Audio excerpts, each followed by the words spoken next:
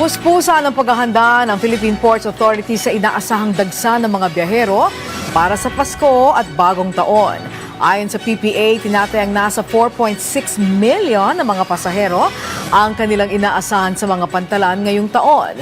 Mas mataas yan kumpara sa 4.4 million passengers noong 2024.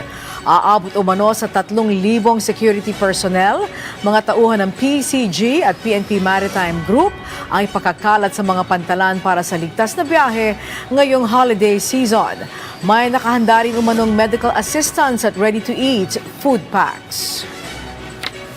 Ang pinananawagan lang natin, time and again, is na sana as the terminals are well prepared for the influx of passengers, na sana yung ating mga operators ng mga shipping line natin will also meet the demand na dapat mag-deploy na din sila ng karampatan at sapat na dami ng mga barko para sa mga kababayan natin. On the part naman ng mga kababayan natin, ang hinihingi natin ay magplano ng maaga, mamili ng ticket ng maaga, planuhin nila yung biyahe nila ng maaga para maging maayos at maging komportable yung biyahe nila at ng yung kanilang Pasko ay maging masaya at hindi maging parusa.